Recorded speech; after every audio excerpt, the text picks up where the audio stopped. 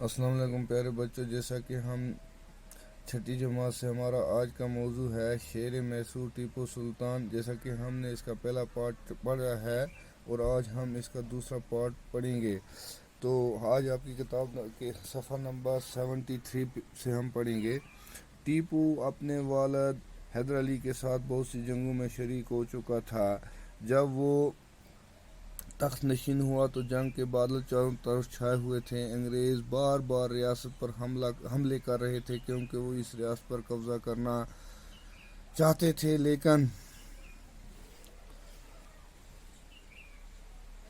لیکن 2 سال مسلسل جنگ کے بعد سن 1784 میں ٹیپو سلطان نے انگریزوں کو اپنی شرائط پر صلح کرنے کے لیے مجبور کر دیا۔ اس کے بعد بھی انگریز بار بار لڑائی چھیڑتے رہے۔ انہوں نے ٹیپو کے سرداروں کو جائیدادوں اور جاگیروں کا لالچ دے کر غداری پر آمادہ کیا۔ آخری جنگ سن 1799 میں ہوئی۔ فوجی سرداروں نے غداری کر کے انگریزوں کی مدد کی اور سرنگا پٹنم کے قلعے کے دروازے کھول دیے، لیکن ٹیپو نے ہتھیار ڈالنے سے انکار کر دیا اور دشمن سے لڑتا ہوا شہید ہو گیا۔ بہادری اور بزدلی کے بارے میں اس کا یہ جملہ سنہرے حرفوں سے لکھے جانے کے قابل ہے: گیدڑ کی 100 سالہ زندگی سے شیر کی ایک دن کی زندگی بہتر ہے۔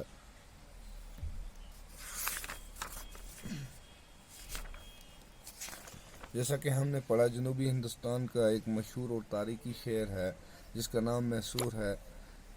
آج سے تقریباً 250 سال پہلے اس علاقے میں حیدر علی نامی ایک سپاہی رہتا تھا اور وہ بہت ہی حوصلہ مند اور بڑا ہی بہادر و دلیر تھا۔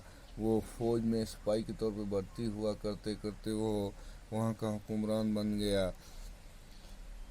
انگریزوں نے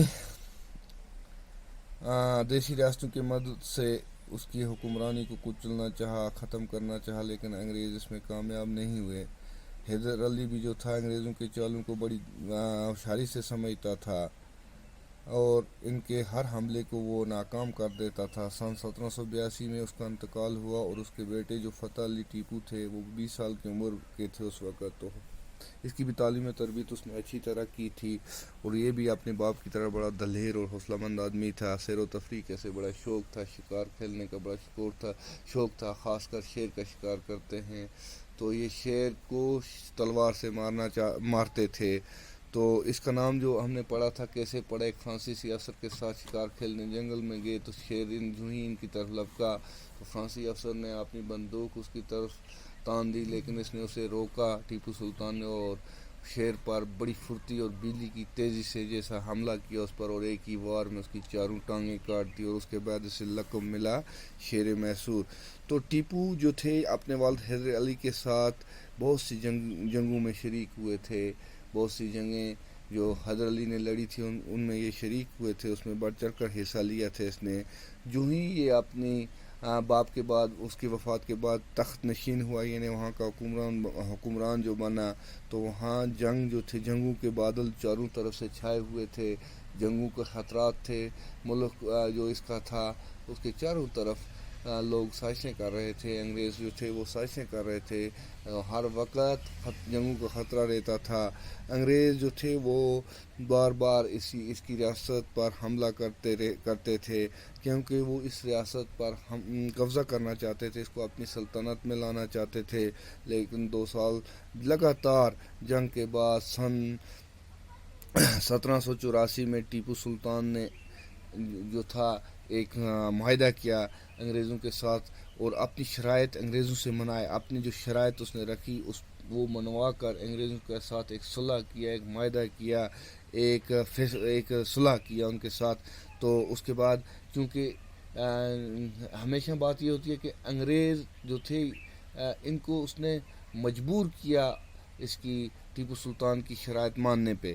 تو اس کے بعد انگریز جو تھے یہ بار بار لڑائی چھیڑتے رہتے تھے۔ انہوں نے ٹیپو کے بعد میں جب اس طرح جنگ نہیں جیتے تو ٹیپو کے جو جنگی سردار تھے، جو وزراء تھے، جو اور تھے، ان کو لالچ دیا، ان کو جائیدادوں کا لالچ دیا، زمین کا لالچ دیا، جاگیرداری کا لالچ دیا، پیسے کا لالچ دیا اور ان سرداروں کو ٹیپو کے خلاف کیا کہتے ہیں غداری پر آمادہ تیار کر دیا.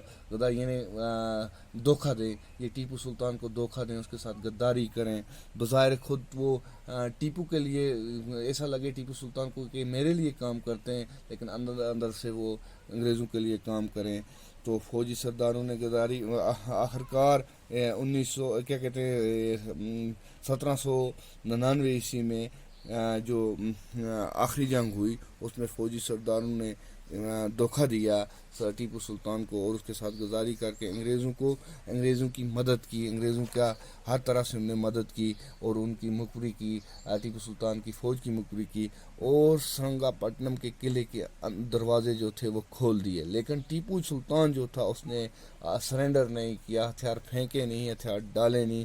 اس نے کیا کہتے ہیں ہتھیار پھینکنے سے صاف انکار کر دیا اور دشمن سے لڑتا ہوا شہید ہو گیا, وطن کے لیے قربان ہو گیا.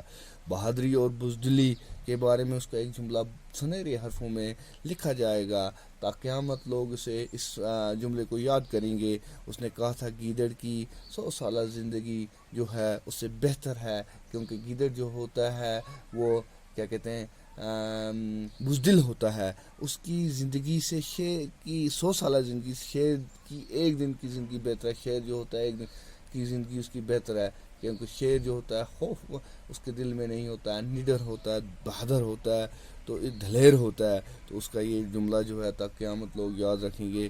اور ٹیپو کو اس کی اپنے سرداروں اور کمانڈر جو تھے, سردار جو تھے, نواب جو تھے, جو امیر وزراء وغیرہ جو تھے, اس کے اس وقت کے انہوں نے دھوکہ دیا کہ چونکہ وہ انگریزوں کے لالچ میں آگے, پیسے اور جاگیرداری کی لالچ میں آگے, اور اس طرح بالآخر 1799 عیسوی کی جو آخری جنگ ہوئی اس میں ٹیپو سلطان جو تھے وہ شہید ہو گئے.